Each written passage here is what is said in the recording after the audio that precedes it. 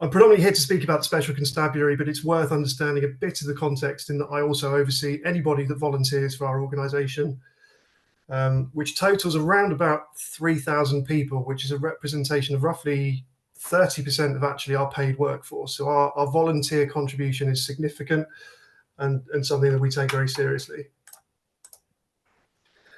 Can I just check that moved on to the second slide? Excellent.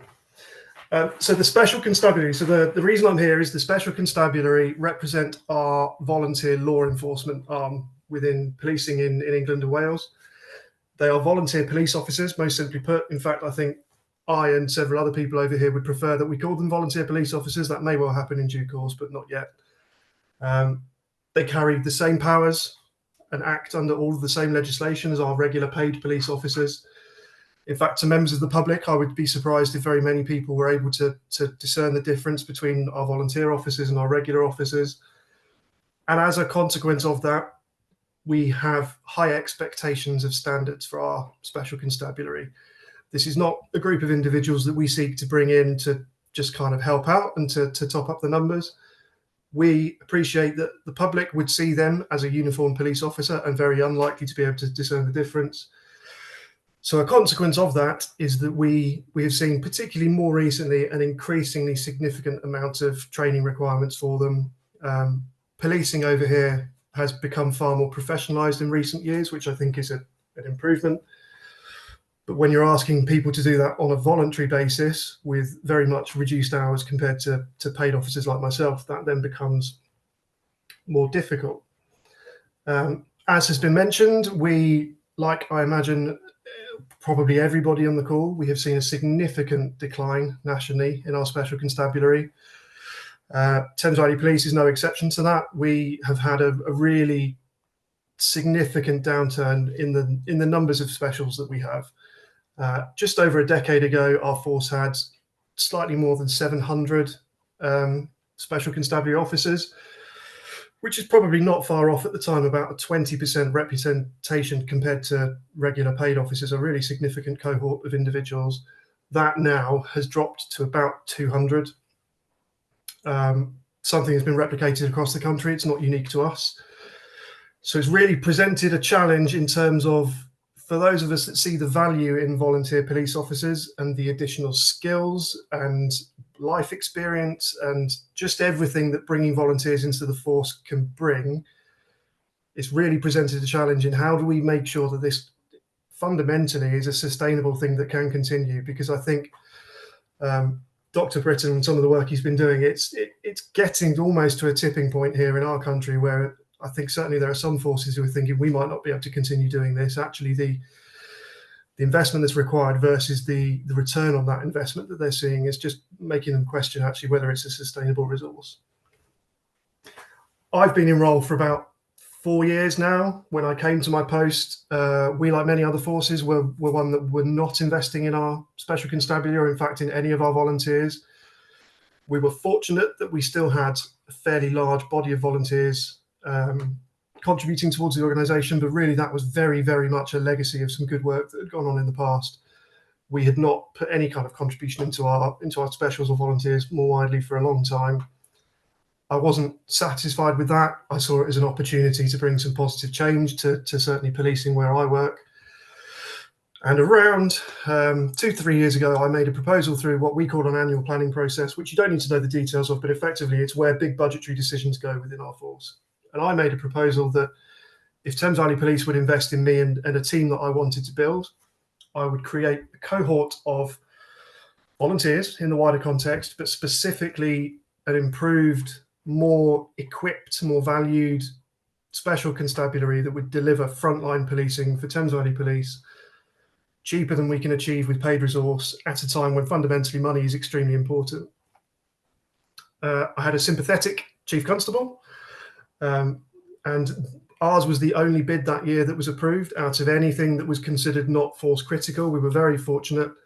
So I received, it's in the region of £1 million a year for a 6-year project, which has allowed me to build a team, to fund enabling resources, of which I'll talk about a bit in a moment, and to start looking at what we need to do to not just bring additional volunteers in as volunteer police officers, but what we need to do around making that happen in a sustainable way, where we're not just going to generate significant high turnover, and actually we're going to build something that really can contribute to frontline policing for our force, which has required a bit of a change of approach. I think something that I know has been seen a lot in our country is traditionally we have tried to attract, or we have attracted through the way we've operated, young people, quite often fresh out of education or university, not quite sure what they want to do with their life, but with a feeling that they're quite keen on volunteering for something.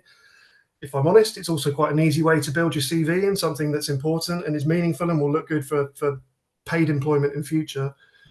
So we would bring in lots of young individuals, many of whom would actually then subsequently join up as paid police officers, which we see as positive attrition to our numbers. But actually, in terms of the longer term strategy of building a sustainable, well-equipped special constabulary, it doesn't really fit the bill, because we've just got high turnover of people coming in and out. We still have to pay to train them. We don't keep them for very long, generally a couple of years, and then they're gone, and we start the process over again. What we wanted to achieve when we began this project is actually to achieve recruitment of more, we call them career specials. It's not a paid career, but it's people that we see coming in and actually will stay with us for 4 or 5 years, or sometimes even more. I think, Ian, the evidence suggests that if you hold on to them for 5 years, they're generally likely to stay for quite a long time thereafter, building that experience and skill set, and the individuals that then contribute and continue year on year to bring in their own external skills as well.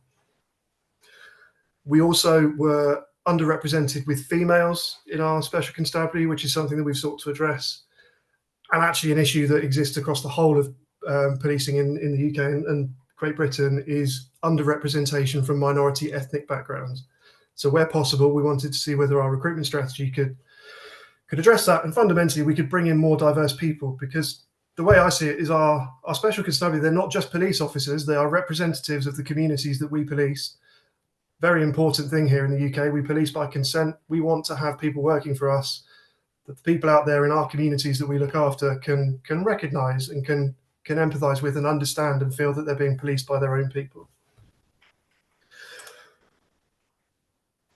I have to admit, this is a slide that I've borrowed with pride from Dr. Britton from one of his presentations earlier. He's written it very well, so I've taken this, and this is the 4 root causes that he identified in terms of the continuing issues around recruitment within the special constabulary where we are. So I've spoken here a bit already about the young person looking for a pathway through to the regular service. Historically, we chose to exploit that because it was seen excellent. We'll get young people come in, the kind of try before you buy mentality, and then we recruit them into regular policing.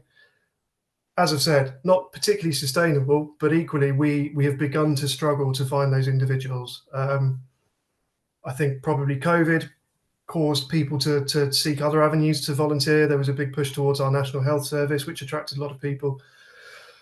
There are multiple factors, but I think volunteering in policing became less attractive to those individuals.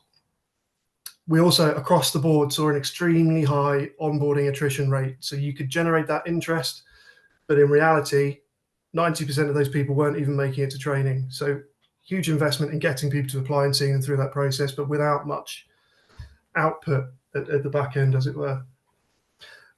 Scarcity of resources for recruitment and training. I think I would expand that to just a scarcity of resources, full stop. We as a force hadn't invested in our special constabulary for many, many years, and that is again the case elsewhere as well.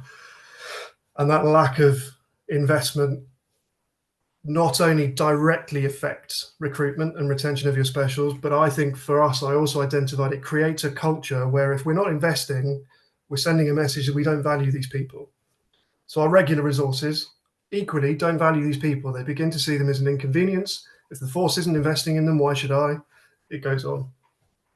And then there's the narrow accessibility and appeal. Certainly for us, a phrase that was used an awful lot was additionality. And what that actually translated to is special constables would come in to perform duties and they'd be stuck in a car with a regular officer just as someone else to go around, an extra body in a uniform to make it look like we were doing something. And that didn't really bring an awful lot of value to us, and it didn't cause our specials to feel valued when they were volunteering their time for us. So we took a change in approach. First thing was around awareness. It was really surprising to learn that our own officers in an awful lot of instances had no idea what a special constable was or what they did.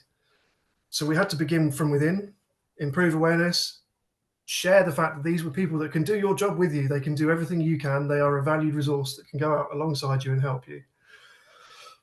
In addition, then raising the profile of specials externally. So having identified the demographics that we wanted to recruit from, we tailored our recruitment material to be appealing to those individuals. So we began to focus on the lived experience of special constables that we already had, demonstrating that you can be a working mother and still come and volunteer your time and be a police officer. You can come from a minority ethnic background and still contribute to policing. And the catchphrases you see there, if you see it, you can believe it, really making people identify with the police and see that they could come and be part of what we wanted to do.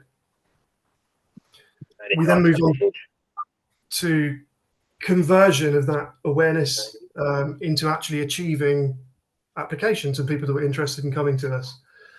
Critical to that was a budget. We had to allocate a budget towards paid advertisement in this field. It's not something our force had ever really engaged in before. We had only ever paid for advertising for paid employment. So we provided a budget.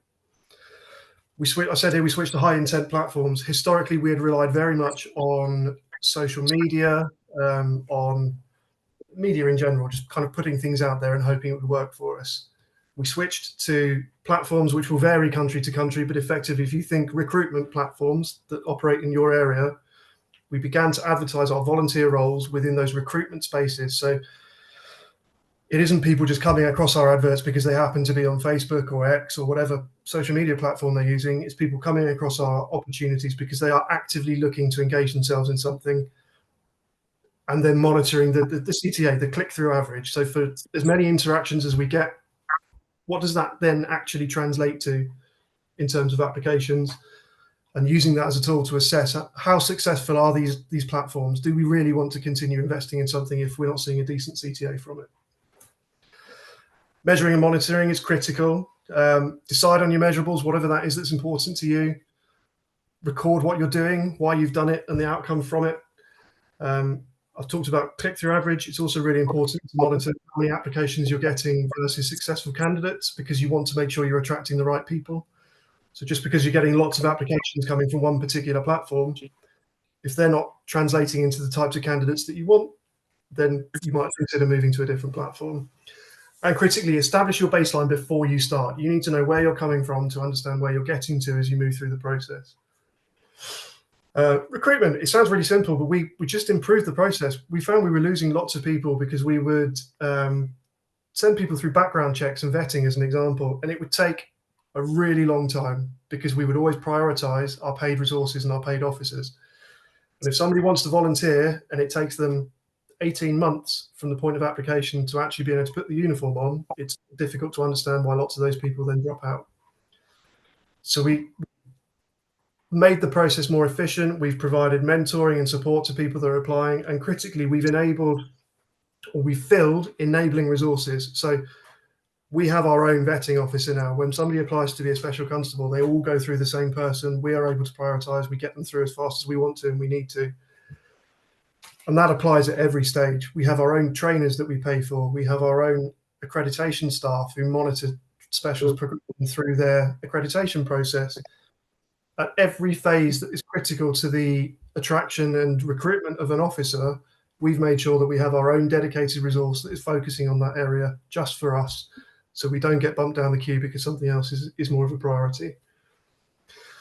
So having got everybody in and recruiting people, we then looked at actually how do we keep hold of them? How do we change it from being this additionality role to something that's going to be attractive and appealing and provides development opportunities that people can work to in the future to keep them interested?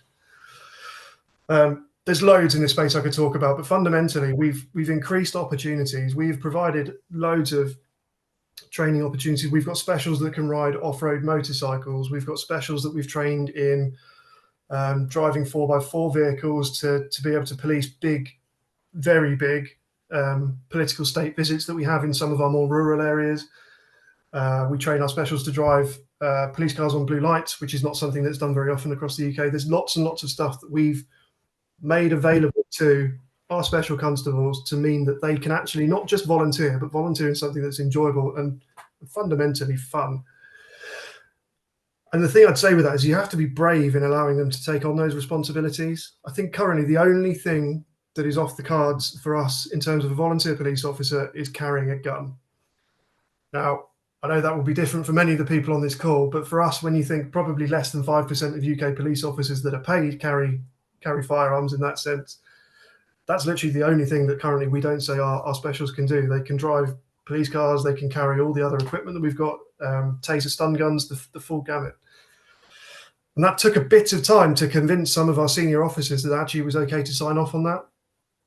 But if somebody's prepared to come and volunteer and do what I do and I get paid for, that pays my mortgage and keeps my family fed, I think we have to be brave in thinking, well, if they're prepared to come and do that for free, because we don't pay our special constables here in the UK, they are only recompensed for expenses on food and fuel, effectively. So if somebody's prepared to come and do that without any kind of financial recompense, be brave, because they're here for the right reason. They're not here because they have to be, because they've got bills to pay. They're here because they want to be and they want to commit to us.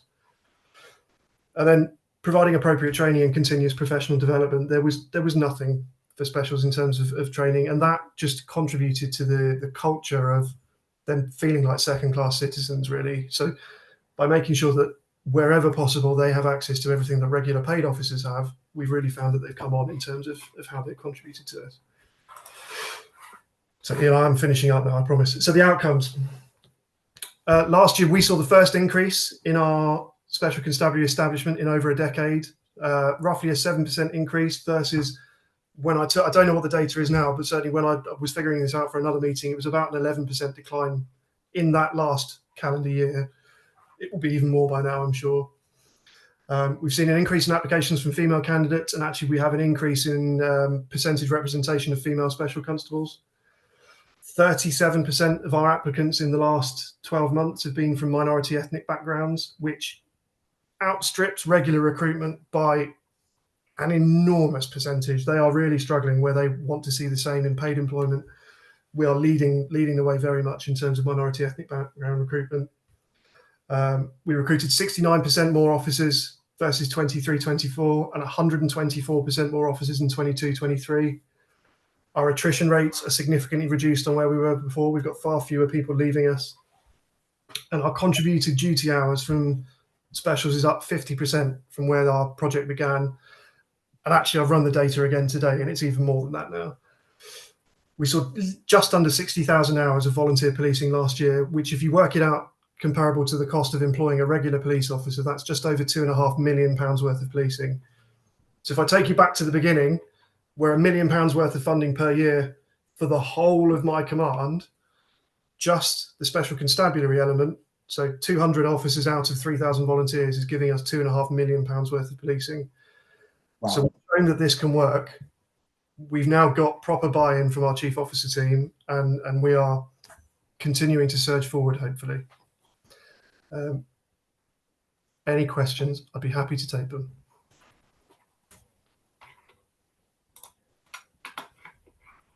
I do have a question.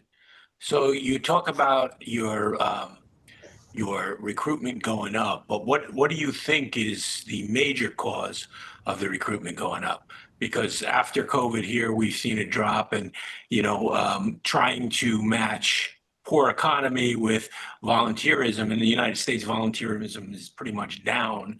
I did put a good class in this last academy, and I'm working on the next year. What do you think the main cause of the increase is? So there's multiple factors. I think the way in which we've done it is far improved to where we were before. As I say, we've been far more targeted. We aren't just throwing the blanket and hoping that we catch people under it. We've also moved more towards looking to recruit an older candidate. So where historically we've looked at the young candidates that come in. Right. Actually, the ideal person for me now would be probably mid to late 30s. They've had their family, they've established their paid career, they know what they're doing, and their life is kind of set up for them now. So they're now looking, what can I do that's going to be fulfilling, that gives something back to the community that I can commit to? And that's really the space that we are operating in, that we're trying to attract from. Those people that are going to come in and their life isn't realistically going to change dramatically over the next 3, 4, 5 years. They're pretty settled in their day-to-day life and just looking for a good opportunity to go out and do something meaningful. I agree because I've noticed that my age of recruitment has gone up. Those who are in the state of New Jersey, where I'm from, we're just to give you a geographical, we're 10 miles out of New York City, the Bronx, on the New Jersey side, and a lot of the younger people want to make money and they don't really care. It seems that I'm getting a lot more people interested, even into their 60s, that want to come on, and we can do it. We've So. seen the same. We've seen the same, and we've accepted people in that age bracket because why not?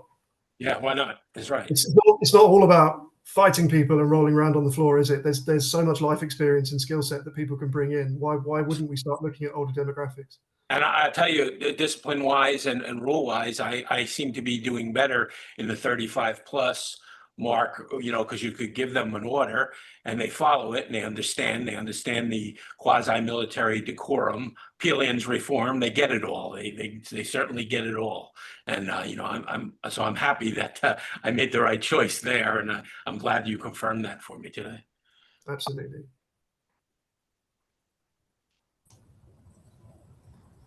Any Hey, other Rich, questions for Rich? I do. Rich, do you allow career people to come over and stay as volunteers after they've done a career?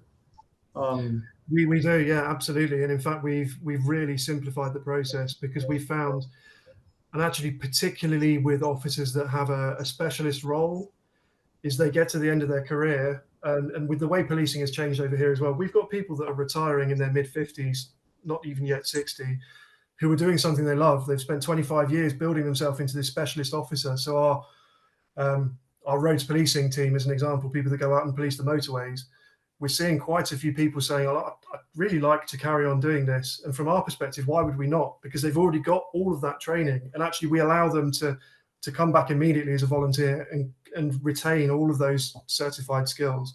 So they can still do what they were doing last week paid, but now they just get to choose when they come in. Okay, thank you. Rich, is there paid opportunities for your specials? So here they're allowed to work off duty, as an example. No, sadly not. Exclusively a volunteer role. That being said, and without wanting to speak out of turn, it's something that Dr. Britton might. I know that he's involved in some discussions. I think where I spoke about the increased professionalism and the requirements expected of our special constables, I think there is possibly some recognition that it's getting to a tipping point where it's a bit too much potentially to be asking of people that are exclusively volunteers. So I wouldn't be, and this is my own opinion only, I don't represent anyone in this, but I personally wouldn't be surprised if we moved to more of a retained role. So we have it with our military where people are paid to leave their day-to-day employment and are then paid to work for the military. And I wouldn't be overly surprised if we move to a model like that in England and Wales at some point in the next 5 or 10 years. I think the level of responsibility and training and commitment that we expect is really significant for people that get a maximum of the equivalent of less than $20 a day for their food and petrol to get to work.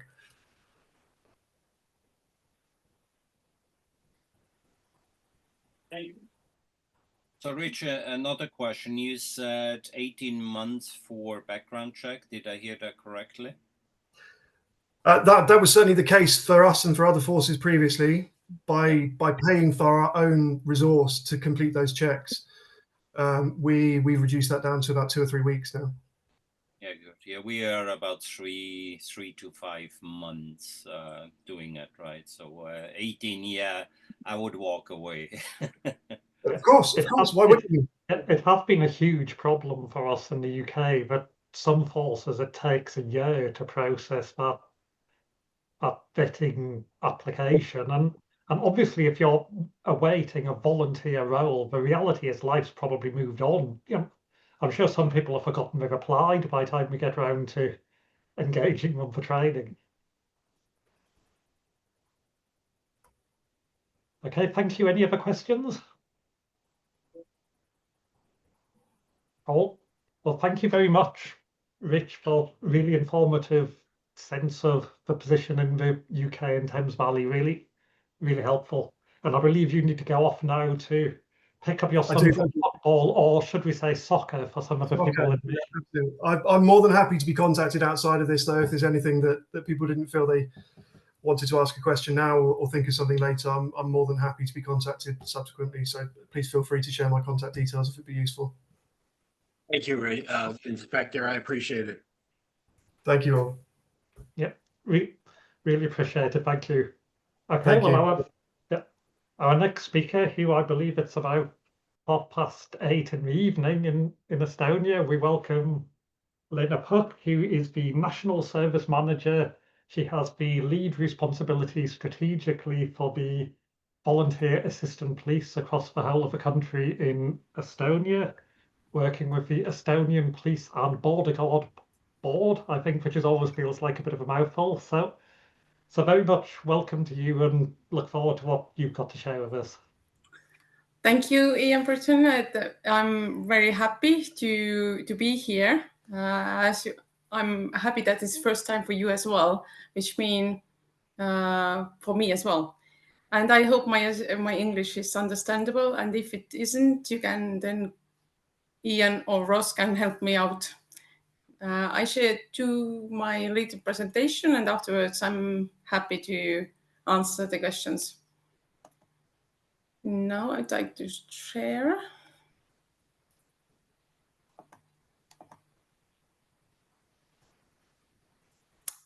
Now, Ian Britton has said already, I'm police officer from Estonia, and from nationally, my role is develop, plan, budget, manage everything with the police volunteer system in Estonia, which makes it sometimes easier. As a small country, we can do most of the processes or studies or everything is like centrally done. That in every county in Estonia that they do it similar way. And that makes it more easier than in big countries. Little background first, because most of you might not know about Estonia, which is really, really small country. Next to the Russia in the east side and north, we're having Finland, Sweden, Norway, and south is Latvia, Lithuania. The area of the country is really, really small. I don't know your country is huge compared to Estonia. And population in Estonia, only 1.3 million. That's important. And in Estonian police, we have just 4,000 police officers, which includes, for example, me as well as in central units and administration.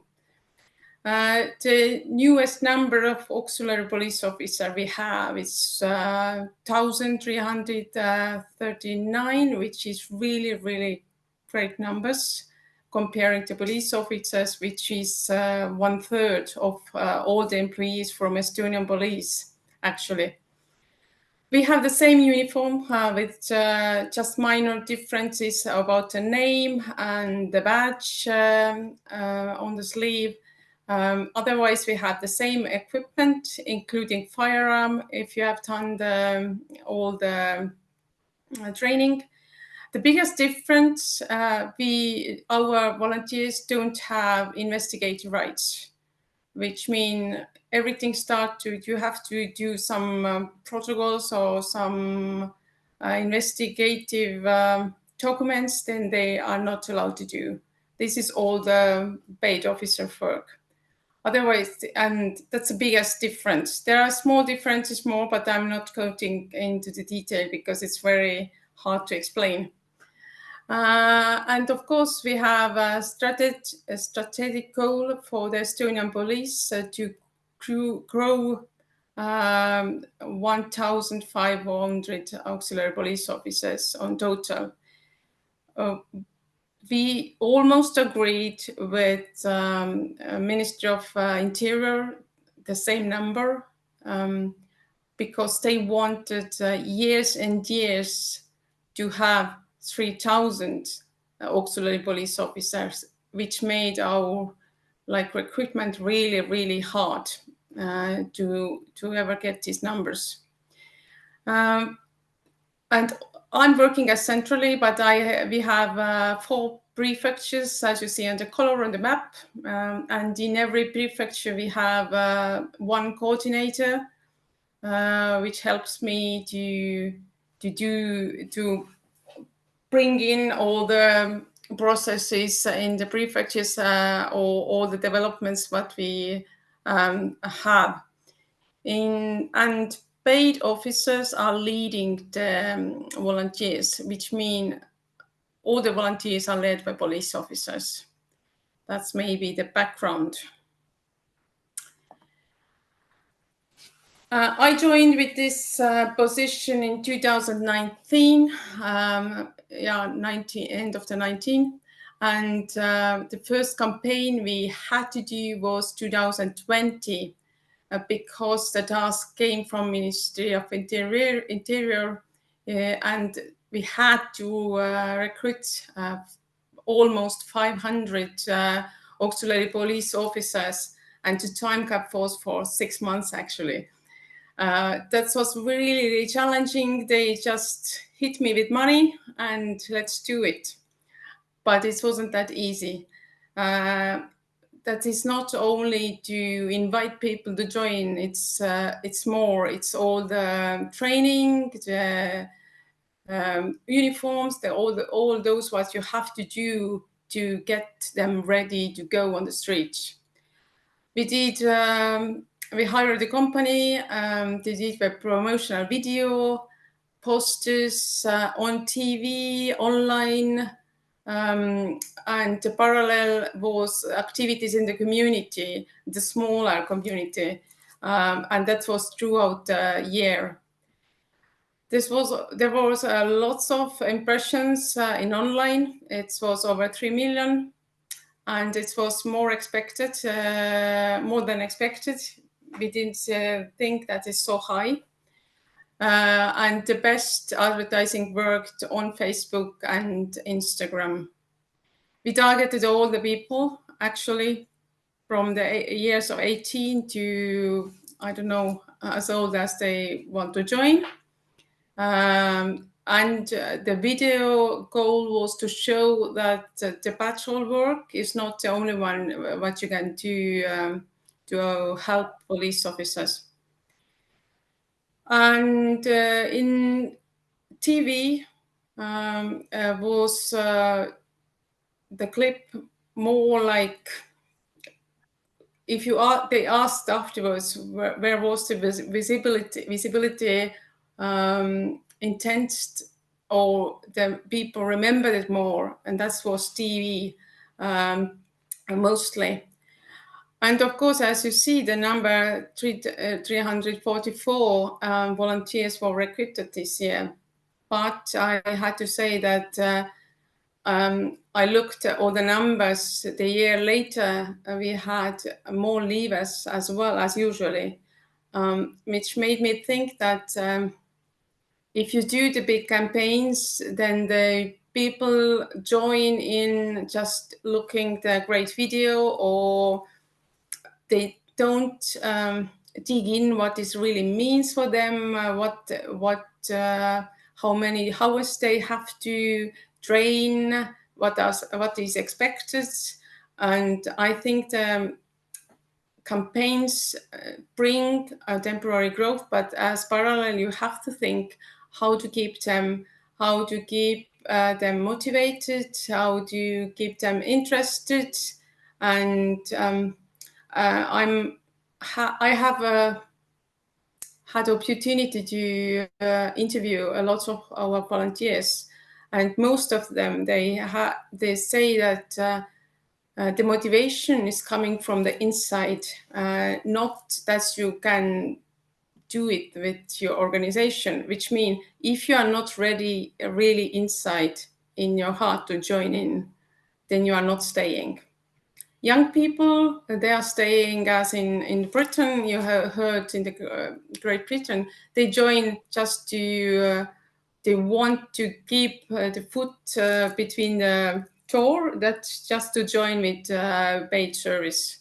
And that's the main call for the youth.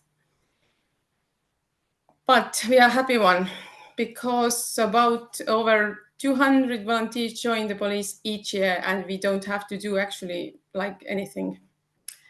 It's without a campaign, and the best way is the information spreads by mouth, which means the friends, they call the friends or the family members, or yeah, even like from the community, somebody they know that that the work suits for them, and it's more like this way.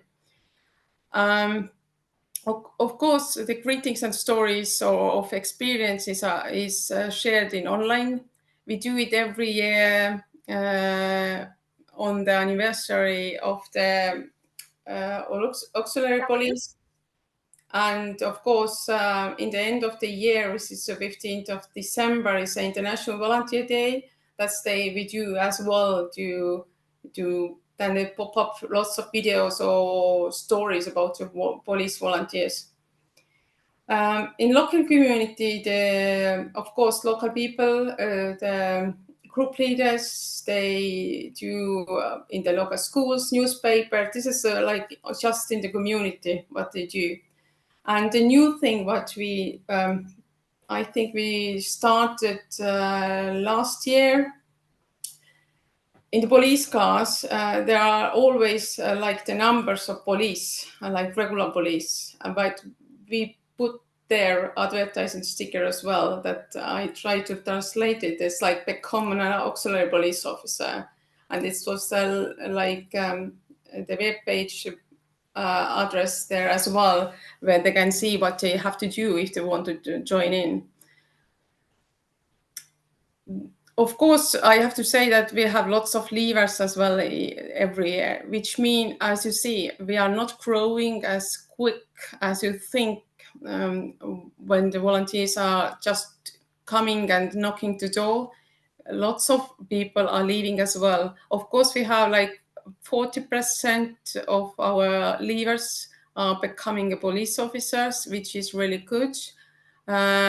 But to grow, you have to hire more than their leavers, which makes it even harder. Challenges what we have. Our service is really influenced politically. It depends how they think, what they want. Suddenly some politics they want to, I don't know, show off, or they have some ideas, and that's always like influenced. We have to do something because it's like must. Then increasing the numbers, they don't understand that you have to increase the budget as well. As I started 2019, the budget was really, really low, like something 200,000 euro per year. It's really hard to manage all these expectations what they had in the state base. That's mean I have to work hard to get additional budget every year. I got it a bit, but if they want to increase the numbers, then they have to think the budgeting as well. The other challenge, as in the UK, is the same, that we have to think about how to make them stay, how to get them stay, because there are lots of work has done already.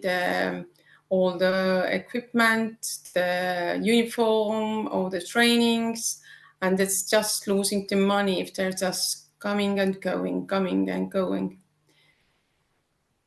What we want to do, we would like to do our service to develop more quality than quantity, which is very important for the volunteers to feel important, to feel led, to feel equally with the police officer.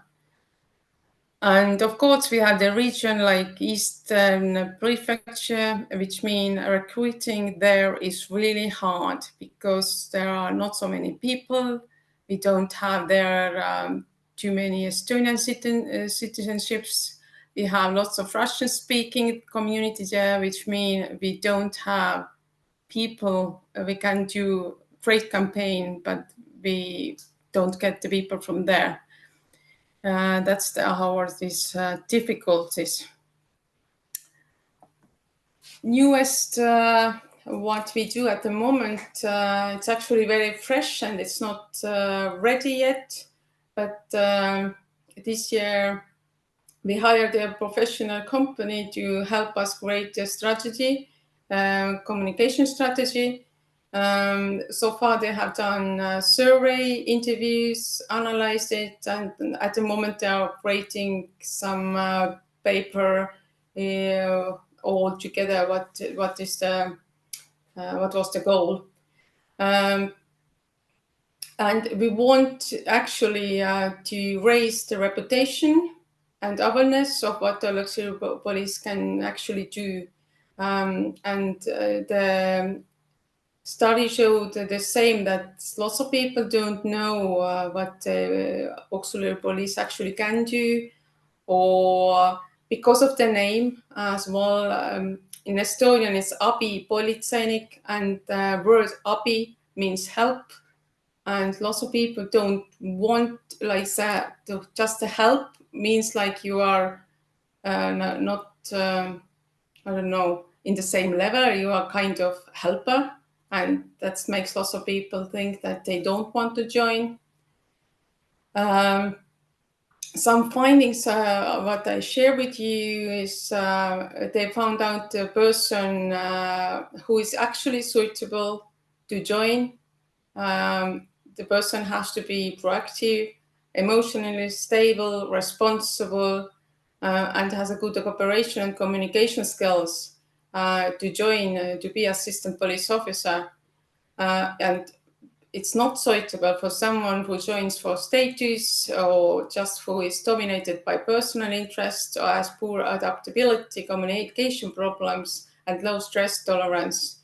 Which means if you have big campaigns, it might as well due to getting in people who actually can't communicate. But communication is the main weapon, actually. It's not the kind what you have wearing, it's communication with the people. So far, they found out how to recruit. It's for youth people, it's more in social media, has to be short videos at school, and job shadowing days. It's the best. And for older people, physical events, fairs to children, introduction and community events are most appealing. And of course, what we have to do with this, if it gets ready, we have to focus on personal values and contributions. And yeah, that's, I think, quickly done my short presentation, and I'm happy to answer the questions. Excellent, thank you very much. And I think there probably isn't anyone on the call who has anything like a third ratio between the auxiliary reserve side of things and the paid service. It is an astonishing scale. I think I worked out, I calculated you're about 10 times the size in population terms to the Special Constabulary here in the UK. So there's definitely some sense of being successful in recruiting people into this program. But thank you very much. Any questions? Nina, how long is your training for the volunteers? It's actually very, very short. It's 40 hours only. And from application to getting ready to go to street, it's approximately 2 or 3 months, and that's it. The biggest process is the background check and getting all the necessary documents in.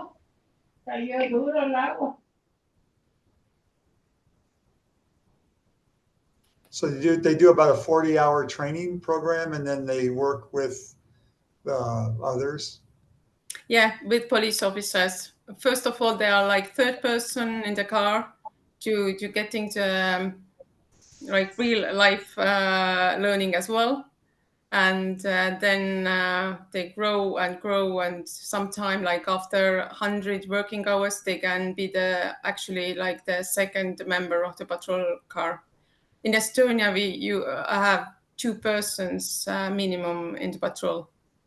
We are not doing alone patrolling, but we have this, I think, one of the safest country in the world. Thank you. Thank you. Any other questions? Yeah, one other question is, you said you advertise on the car. Is that what you said? What do you just put your name and join us kind of thing? Yeah, that is like the sticker, because the police cars or police colors, they are all stickers.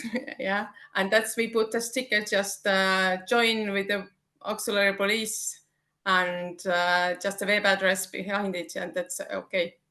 And one of the person I interviewed, he said that it was the trigger. He was thinking like years to join with the volunteer police, and then suddenly he was walking in the old town Tallinn, and then seeing the police car, and this was the sticker there: join with auxiliary police.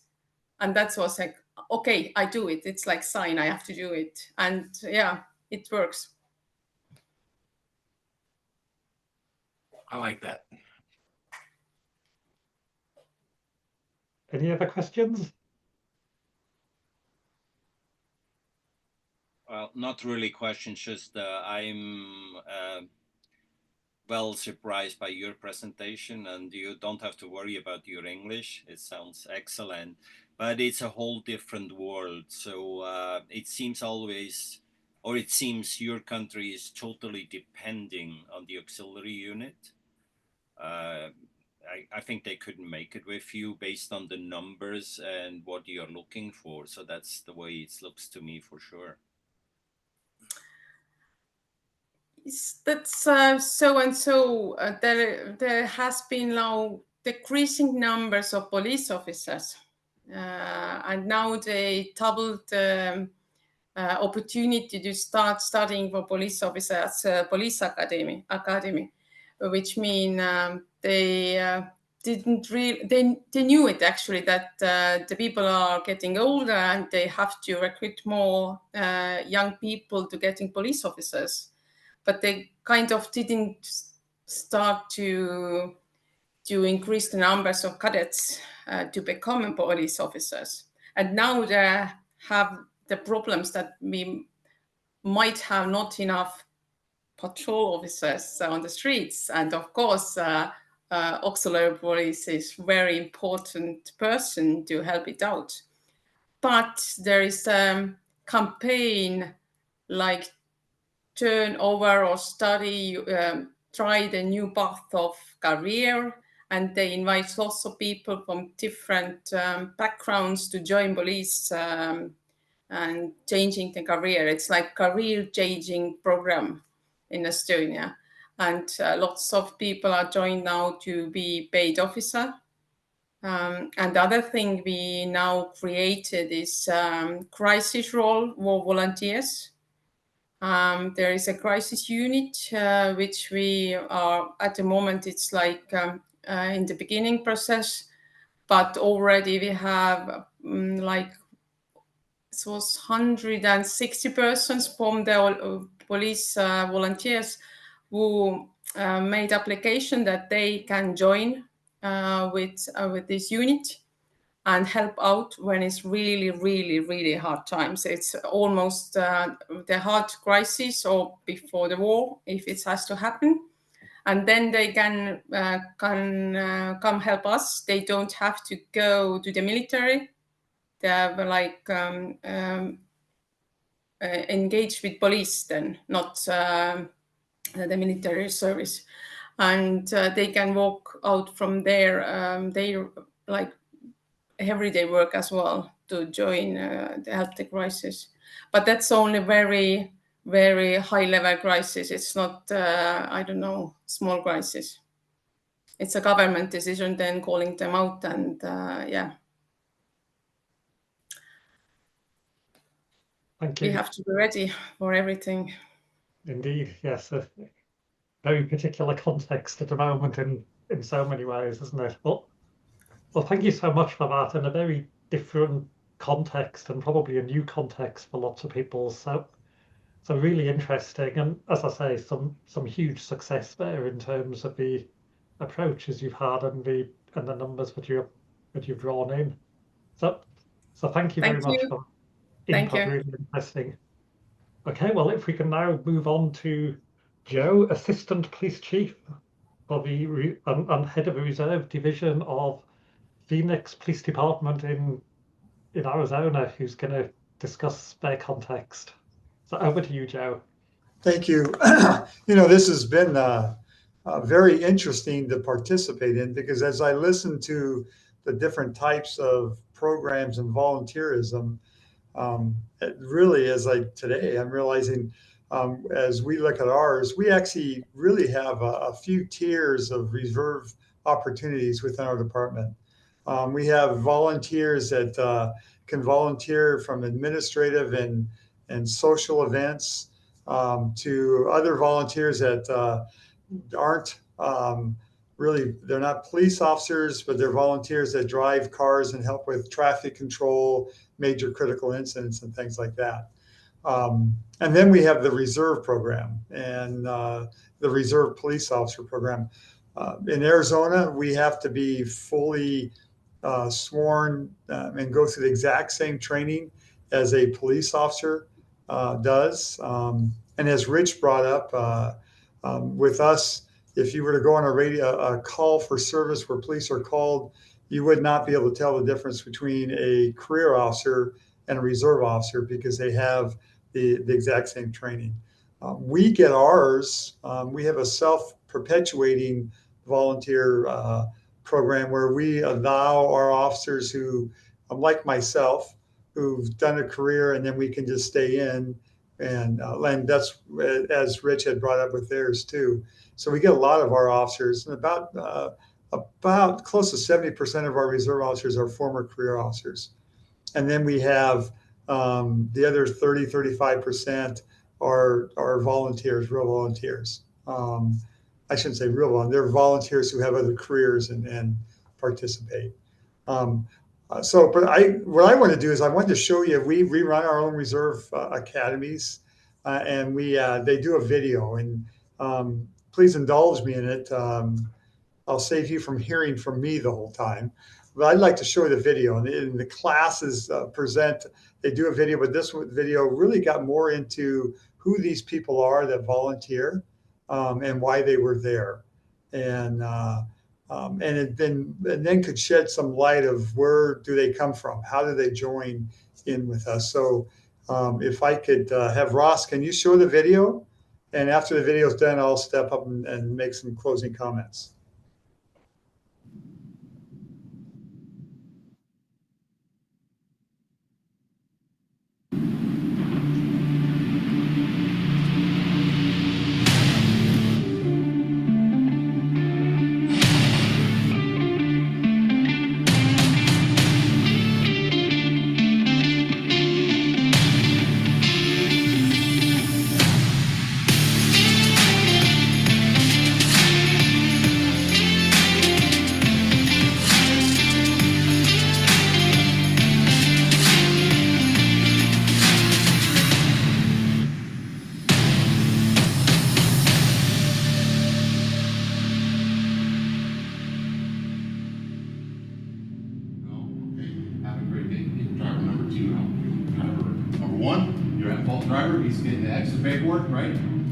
The Reserve Academy for the Phoenix Police Department is its own standalone accredited academy.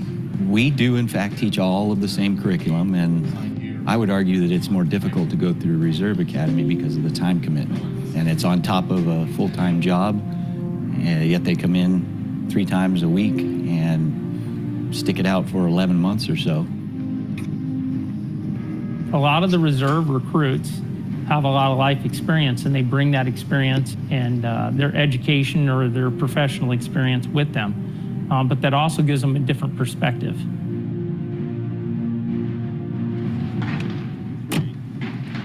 Gentlemen, how are you? Good. Hi, I'm Ron Atkinson. I'm retired Navy. I'm a retired Navy intelligence officer. I'm a senior director at a company called Exact Sciences. I lead a very large engineering team.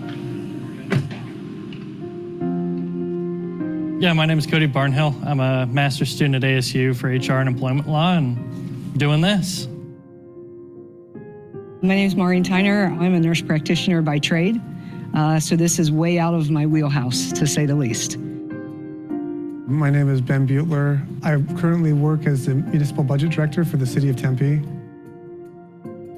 I'm Steve Trussell, and I'm the executive director of the Arizona Rock Products Association and Arizona Mining Association. I'm recruit Ken Saltis, also known as Salt. Currently, I'm a Maricopa County Sheriff's Office detention officer, and I'm a recruit with class Robert 7-3 of the Phoenix Police Department. Close your eyes, hold your breath. Here we go. There you go, open your eyes, react to your threat. Get back, get back, get back, get back, back up, get back, get back. Find your Bob. Jump, back up. Stop resisting, down.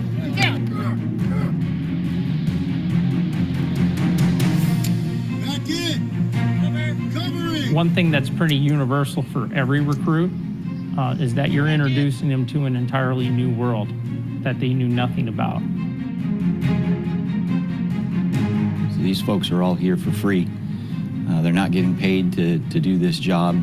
And to me, that brings them into the line of work for the most pure reasons that there can be.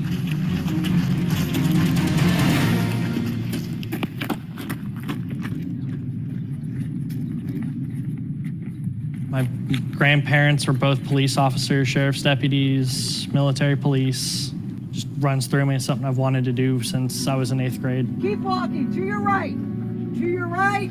Grew up in the 70s watching Policewoman and Angie Dickinson, so that probably planted the seed. After I retired from the Navy, I kind of lost a little bit of my purpose, and I was able to find that purpose again in service above self through the Phoenix Police Reserve Academy.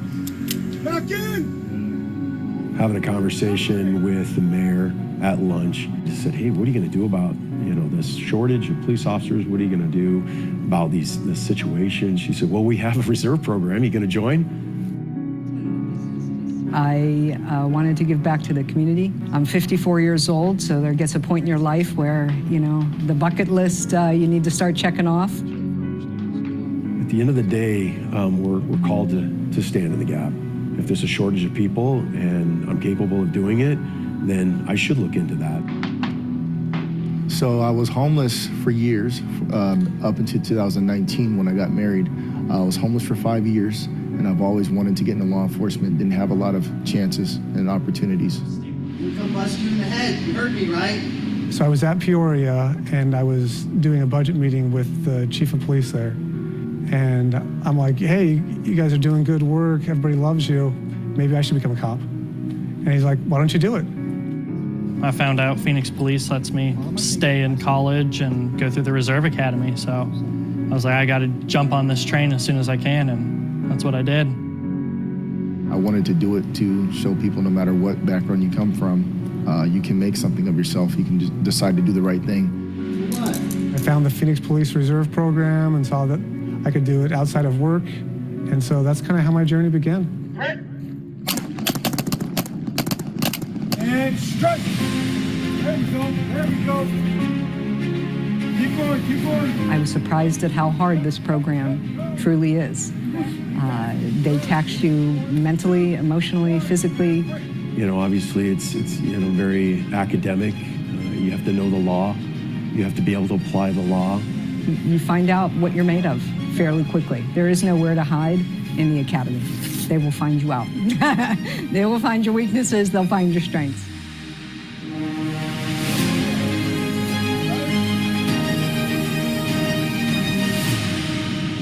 We have about 125 reserve officers, extra officers that can provide police service at no charge.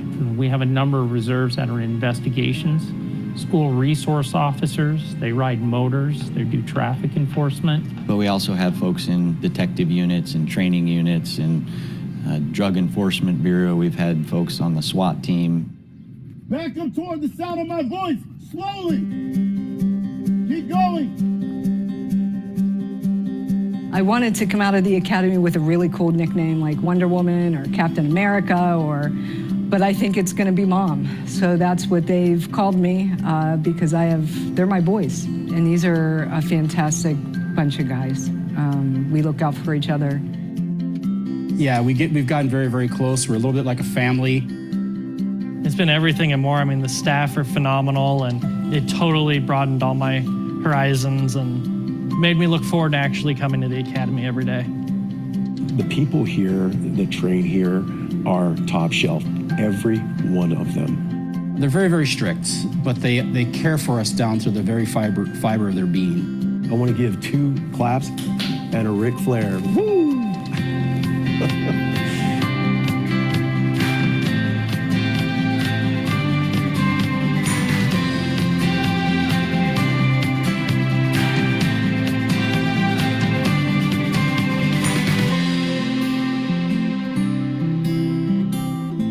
I have nothing but fantastic things to say about this program. Officer Wade in particular, Sergeant Clark, they are fantastic trainers, instructors. I have learned so much about myself that I'm pretty much capable of anything. And at the end of the day, I'm a badass. All the way.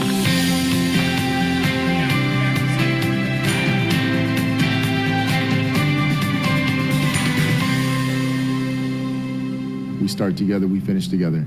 And now, today, I can say we're going to graduate together.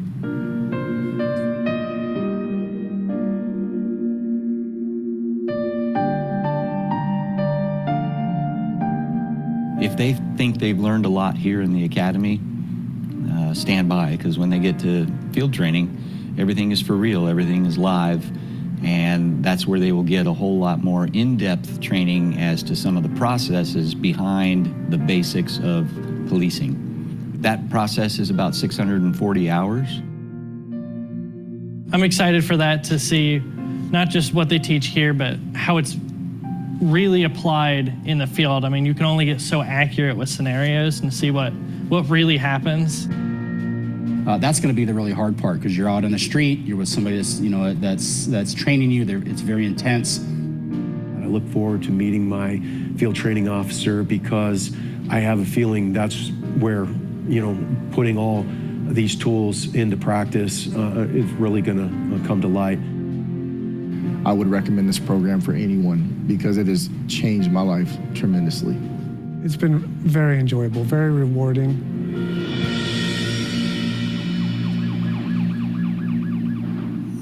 Suave, it is suave.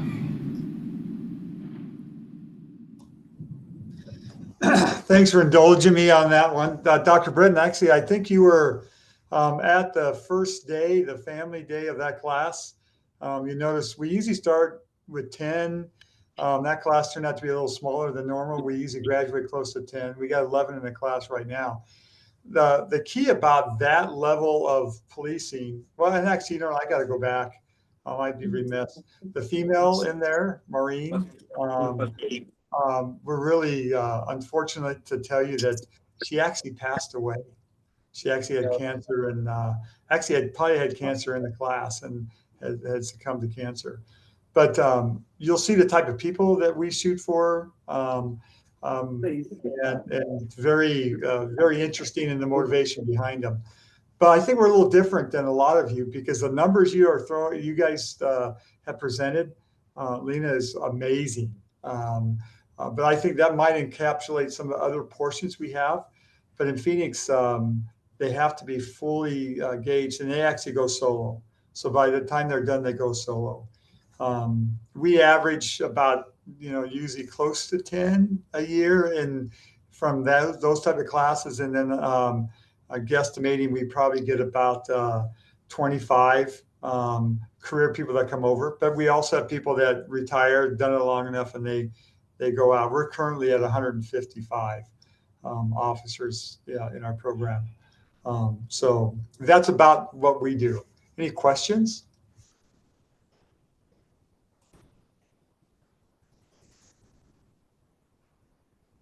Can I ask about the element of your program, which is the ex-paid service, and how you manage that, and what experience you've had specifically around that dimension of things?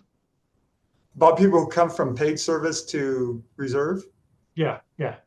Well, we have, and I think I don't know, I shouldn't say, for us, and I know Ross and I were talking about it at the beginning before we started, all of our reserves, they can work extra duty. They don't get paid for their volunteerism. They don't get paid for the training. But if they want to work in a off-duty capacity, extra duty, that's paid for by another company. For example, a lot of our reserve officers will work and get paid to be school safety officers, because there's at least in Arizona, I think nationwide, for increasing the safety within our schools, they like to have a armed uniformed police officer. So they work in schools and other jobs. So that's one of the motivators that we get from our career people who stay. But the others just come and just want to volunteer. Actually, one of the attendees at this conference right now, Henry Cousin, he is the longest standing certified police officer in the state of Arizona. Henry has been with the Phoenix Police Department for 55 years. And he's one of the ones on here. So we like to brag about Henry, because he did a 37-year career, and he's stayed with us since then, and his wisdom and encouragement and direction with it. And he's a commander for us. So getting people to stay is an easy transition, because often there is a financial benefit, but they still have to volunteer and in whatever detail that they do.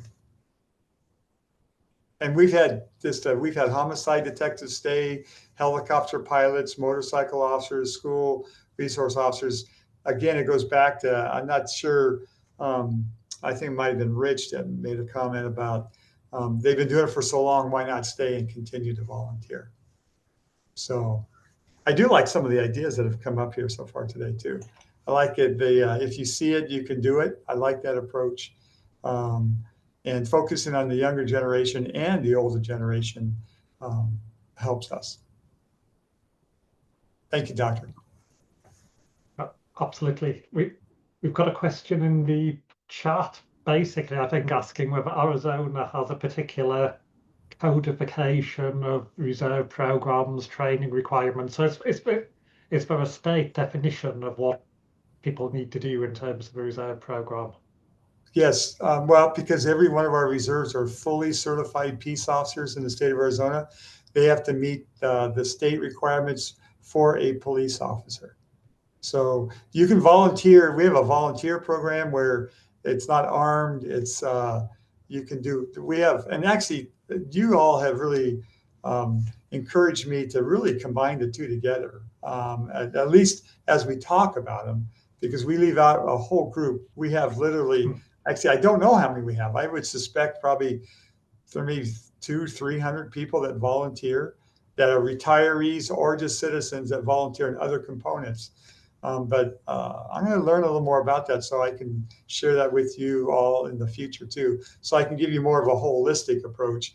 Today, I was just focusing on our sworn reserve officers, but to really get a good feel of community engagement, because remember, policing is just part of the community. We're part of the community. So, Joe, a question. Yes.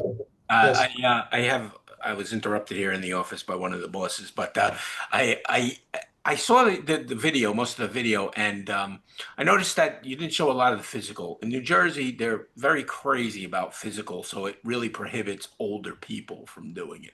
How much physical does the your reserve force have to do in the academy? I mean, I like I've been fighting for years, and the Police Training Commission in New Jersey won't budge that we should have a reserve program minus the physical for those older people who are not going to be able to run, 17, 18 miles in 14, I mean, I think they have to run a mile and a half in 14 minutes in New Jersey, and most of it's in hills.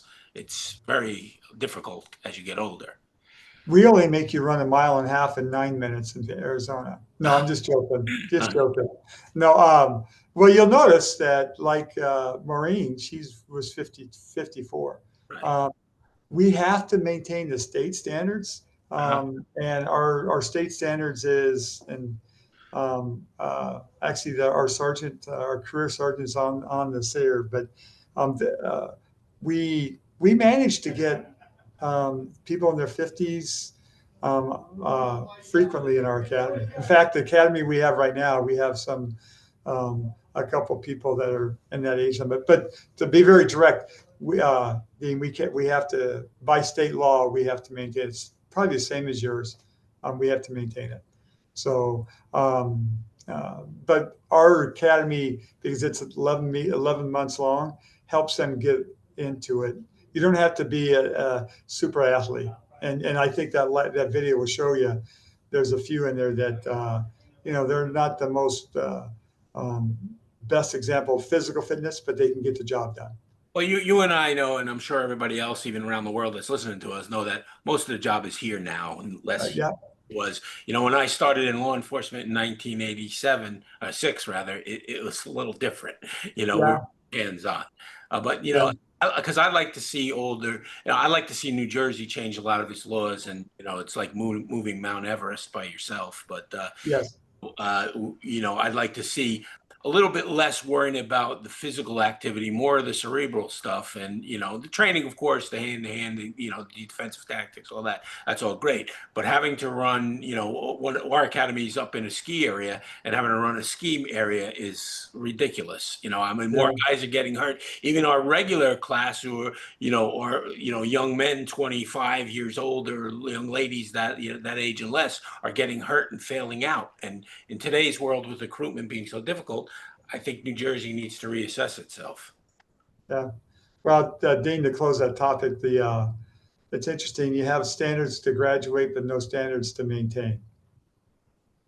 So that's correct. Only our New Jersey State Police has to maintain a standard. The actual state police themselves, but not on the municipal level and the county level. Yeah. Any other questions?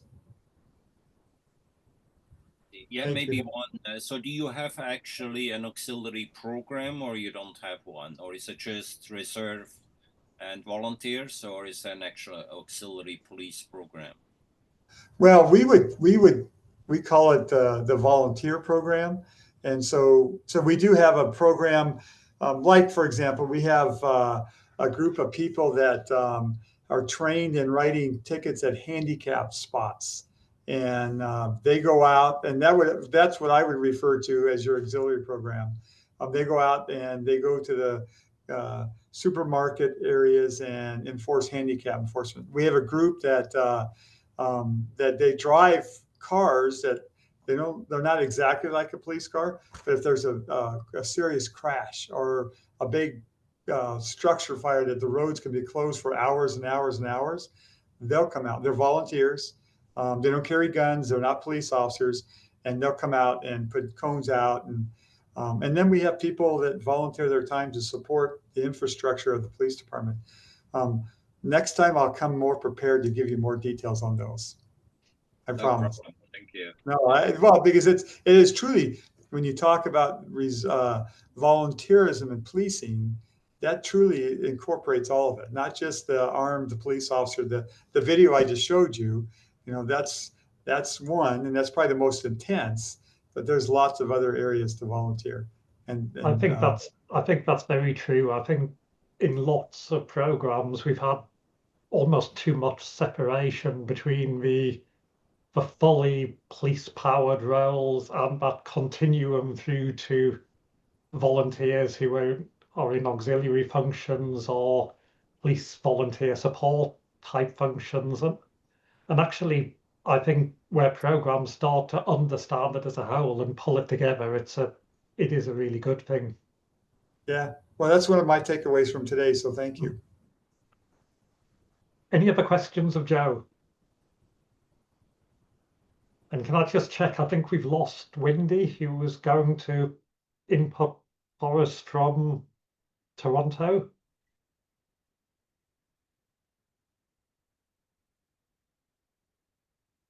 Oh no, we haven't.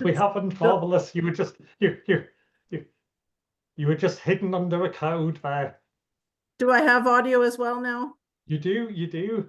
Okay, Wendy, I am conscious this feels really bad, but we've got about 7 minutes to go, so no pressure there. But last but not least, Staff Sergeant Wendy Drummond, Toronto Police Service, the coordinator and all guru of the support and structures and everything else around the auxiliary in Toronto PS. So Wendy, if you could just, as I say, apologies, it's my fault, we slipped somewhat on time, but if you could just share a bit of a quick picture for Toronto. Absolutely, no worries.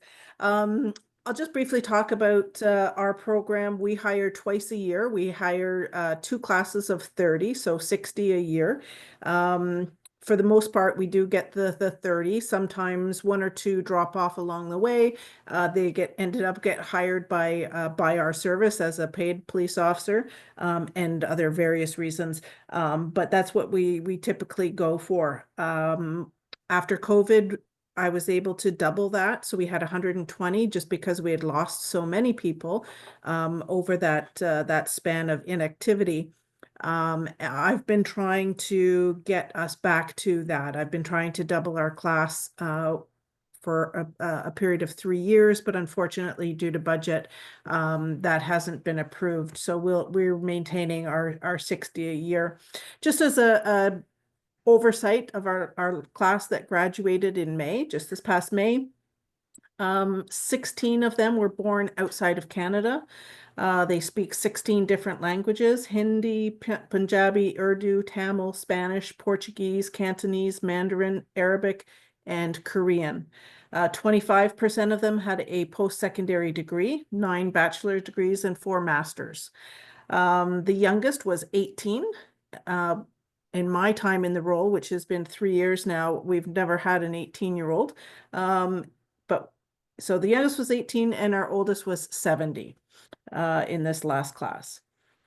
It was mentioned about the length of time for the hiring process. For us, like I said, twice a year. So just to give a background of how that would happen, in November, now we would open up our job portal, the applications.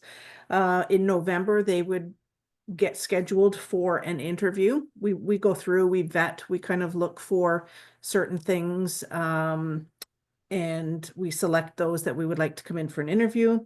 During January, the month of January, February, their files go to our employment office. They do a full background check. It's the same background check as a police officer, a paid police officer would do. Then in March, if everything has come back good from their background checks, we do our final selection. Then they would be selected and go through a bit of a onboarding orientation, and start their 9 weeks of training. We do 2 evenings a week and a full Saturday for 9 weeks. And then we do graduation in May. So that's kind of what the initial hiring process looks like. In order to do attraction, to be quite honest, we don't do too much, because we do have, like everybody had been saying, we do get a lot of applications. So we have really relied on our Instagram account, where quite often we will post updates of how things are going with the class, when the application process will be open, things like that. And any kind of emails that come in to us. My contact information is on our website, our Toronto Police website, under the careers.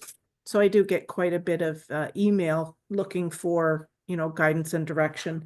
So we always tell people to follow us on the Instagram for updates. It's kind of the easiest way to reach as many people as possible.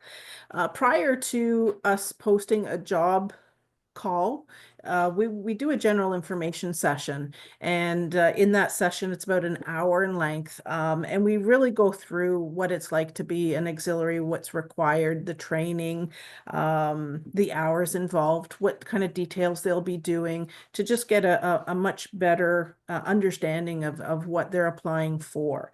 We find that's really helpful, and a lot of the time it's a make or break for the applicants. Either, you know, it's everything that they thought it would be and that they can do, and or it's not really what they thought and no longer carry on with their application. So I do find that that general information session is a good process for us, that kind of parts the weeds and lets those that are genuinely interested and able to carry on in the program carry through with their application process.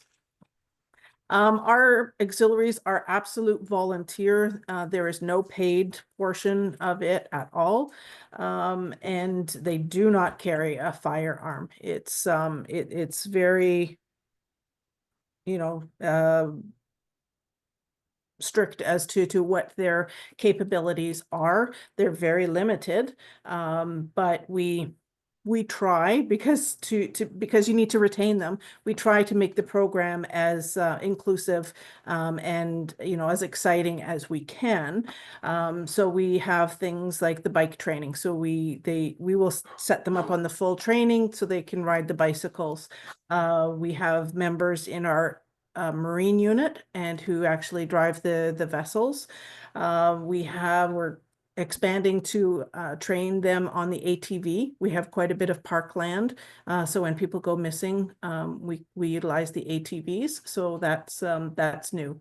We have a mounted unit. We use our auxiliaries to help us with actors, be their actors as protesters, that type of thing, and they assist with our regular officers who are doing training on their horses. We also, the other areas that we've kind of expanded our auxiliary use into is with our liaison offices. In particular, a couple of years ago now, we had a transgender member join as an auxiliary, and her involvement in the community was very prolific. And so when she became an auxiliary, she wanted to bring that policing element and that relationship gap into her community. So she's actually been working very closely with the LGBTQ coordinator, and has been fantastic in making inroads with not only the LGBT community, but also the Hispanic community. And in fact, one of the other areas that we've recently increased in a collaboration with is with our transit, our Toronto Transit Commission. And we have a lot of our auxiliaries are becoming, a lot of our auxiliaries, their full-time employment is with the TTC. So it's been an interesting turn that here we have a organization who's had a couple of members join the auxiliary, and again, word of mouth and just you know, conversations about how great the program is and what they get to do. It has spread throughout their organization, and so now we've got a really strong complement of members from the TTC, which is now kind of spilled over into our law enforcement. As some may know, in our transit system, there's quite a bit of crime that takes place. And, you know, we've always been, as a policing organization, trying to work with them and trying to increase safety and security. And having auxiliary members who are also employees who know the system and have that ability to allow us into certain areas to collaborate our work has really been it's been great. We've yielded some really significant results.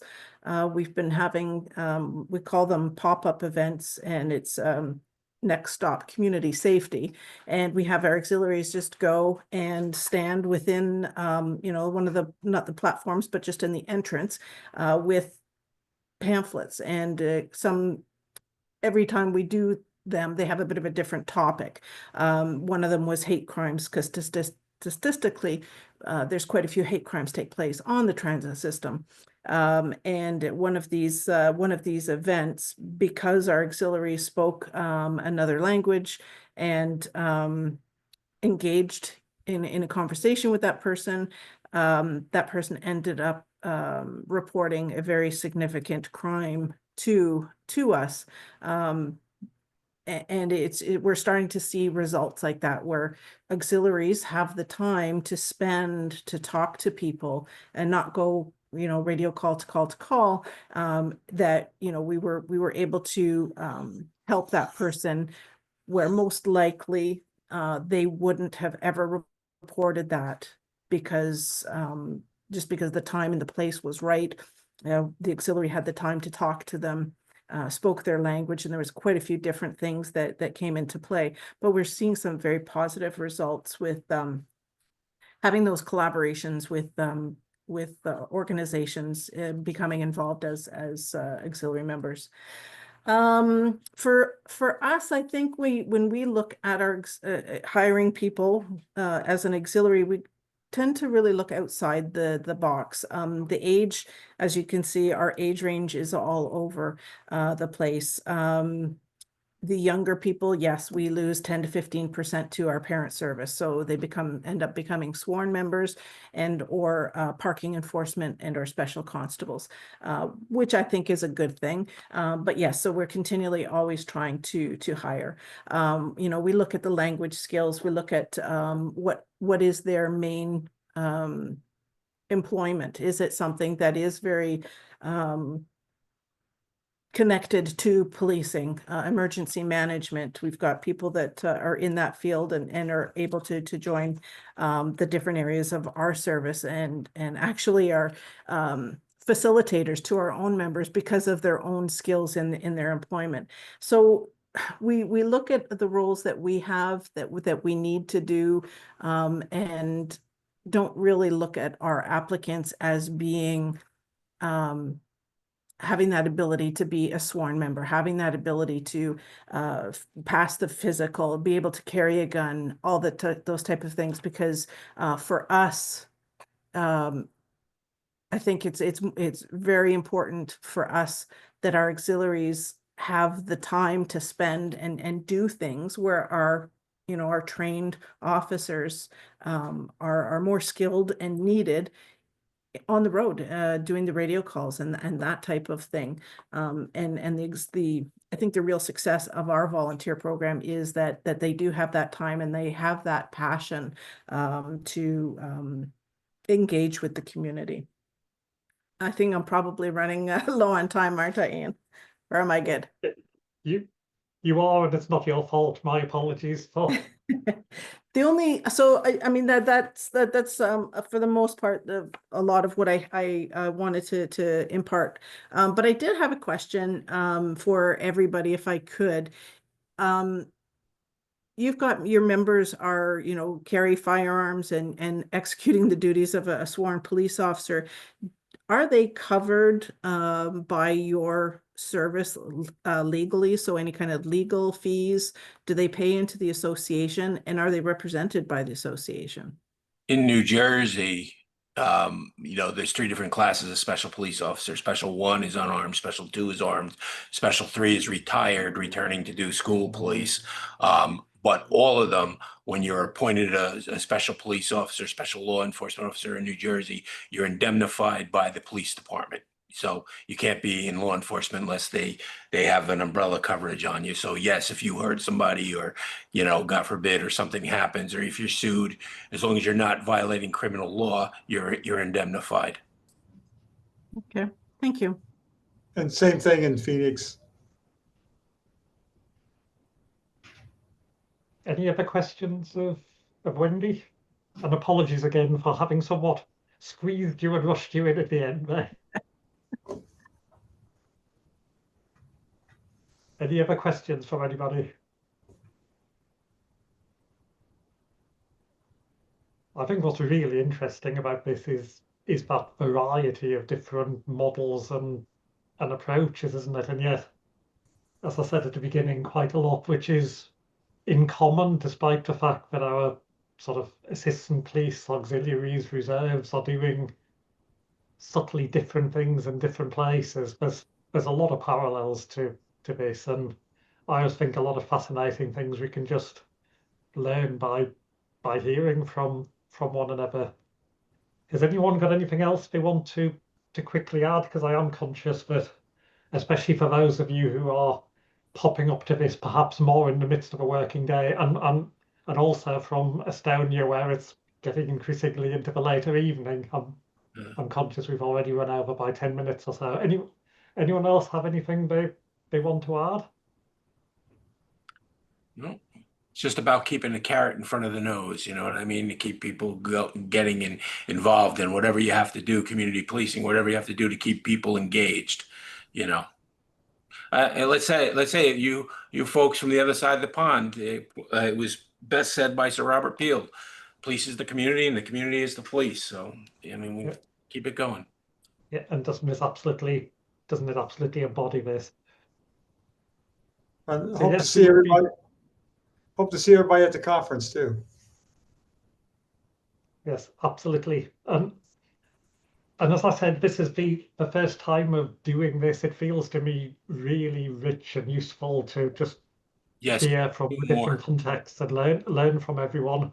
Would welcome feedback, obviously beyond the fact of my terrible timekeeping, but other than that, really welcome feedback around the format and what was useful or what people might wish to see changed or different. And it simply remains for me to give a huge thank you, well, firstly for everyone for turning up, but particularly to our 4 wonderful presenters for sharing their particular contexts and giving us such, as I say, a rich picture of different models of doing all of this. Thank you. Yeah, so thank you all for coming, and hopefully see you all at the next one. See you. Yes. Thank you. Thank you, Doctor. Absolutely. Thank you, Doctor. Thank you.